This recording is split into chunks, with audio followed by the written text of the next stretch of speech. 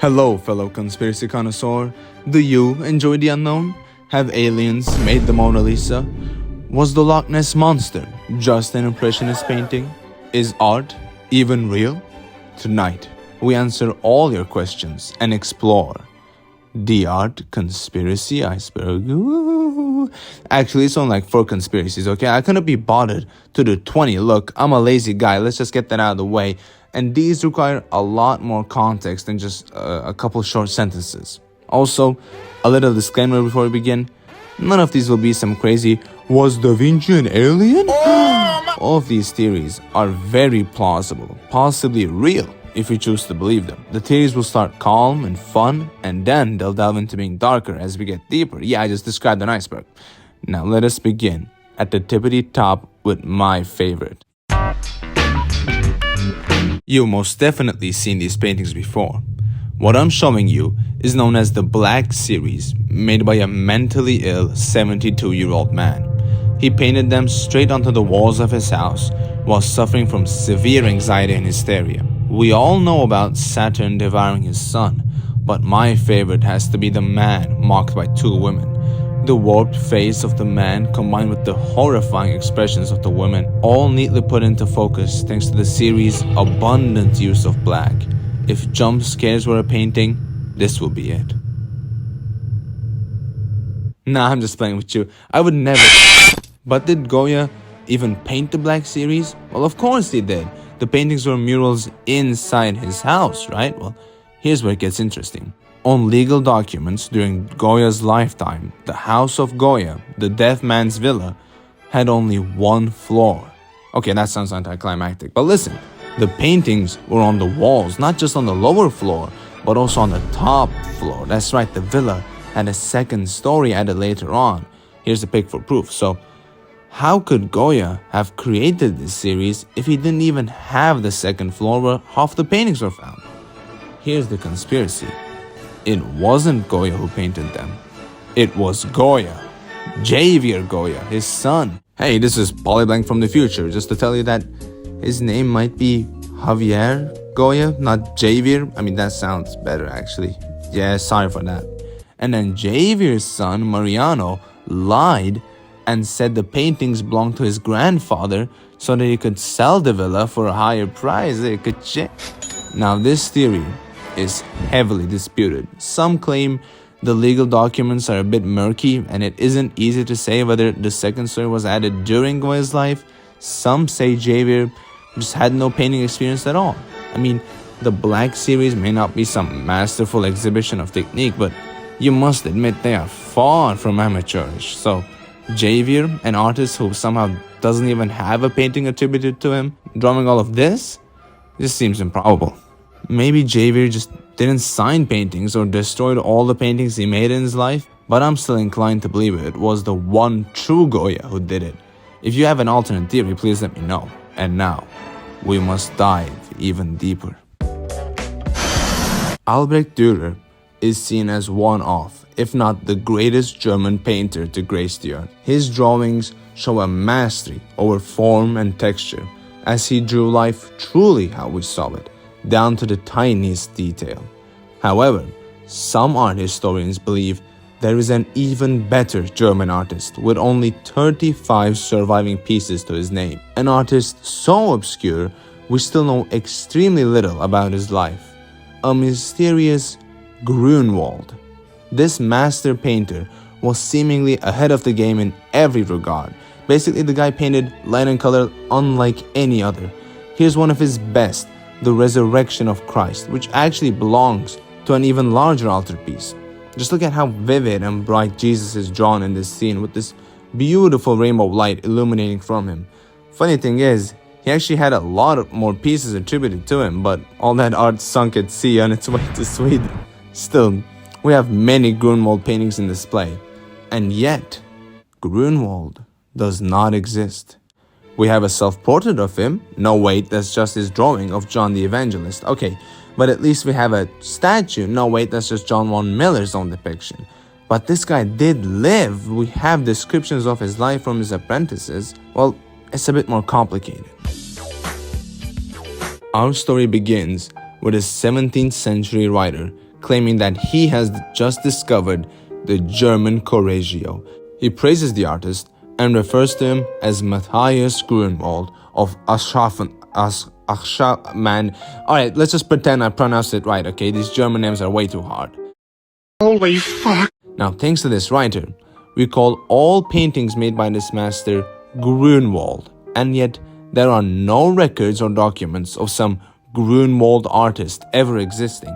Today, we believe the writer made an error, and the real name of the German master is Matthias Gotthard Neidhardt, as this artist did in fact live in Aschaffenburg, whatever, at the time.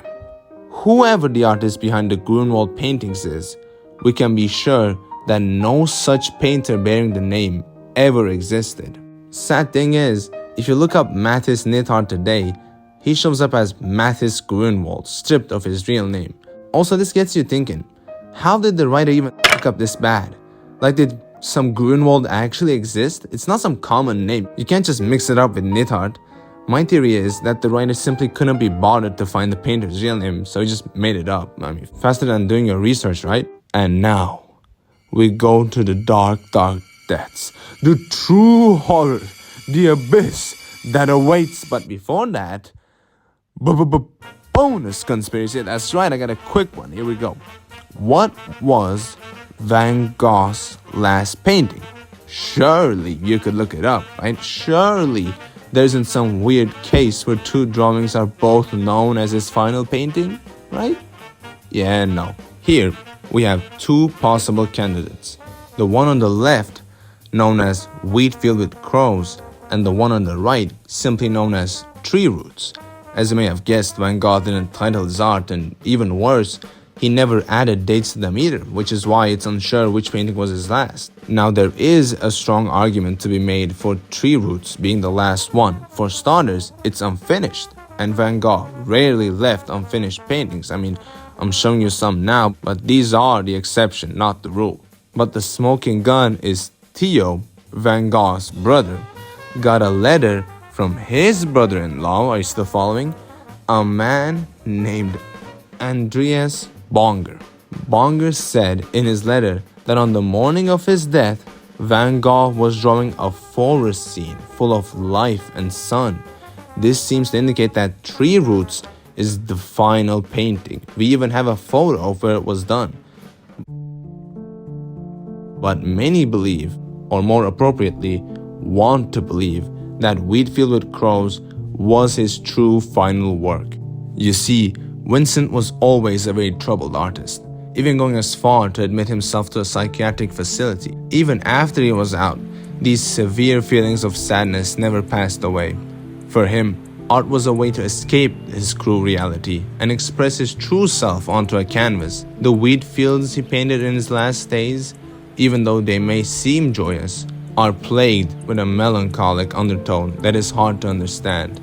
Vincent, after having finished Wheat Field with Crows, wrote in a letter to Theo, There, once back here I set to work again, the brush, however, almost falling from my hands, and, knowing clearly what I wanted, I painted another 3 large canvases since then. They are immense stretches of wheat fields under turbulent skies, and I made a point of trying to express sadness, extreme loneliness. You'll see this soon, I hope, for I hope to bring them to you in Paris as soon as possible, since I'd almost believe that these canvases will tell you what I can't say in words. Just a week after Wheat Field with Crows was done, Van Gogh went to this same field in the painting and took his life, a single gunshot to his chest. Knowing this, one can assume the crows are symbolic of death, or maybe in a realer sense, they got startled from the sound of the gunshot. Today, the Wheat Field with Crows is seen as a goodbye letter from this master, a silent depiction of his demise, soon to follow. Wow, that took a sad turn, huh? Let's just hope the next one isn't about something like a sad Russian conspiracy that ruined the life of 2 brothers. I'm just kidding, it's exactly that. Like the fire that needs the air. It's the 1920s, and film poster art is as boring and repetitive as ever, usually depicting the main character or characters in uninteresting positions.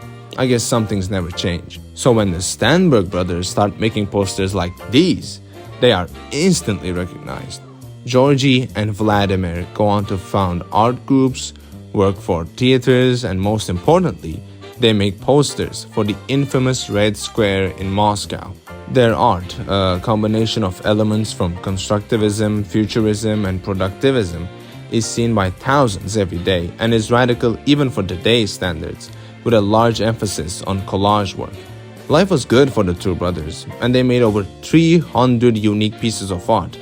That was until one fateful night, when Georgy Stanberg died at age 33 in a freak motorcycle accident. So here's the conspiracy. Stalin got him taken out. I mean, it all makes sense. The incident happened just as he was coming into power, and he hated any art movement other than socialist realism.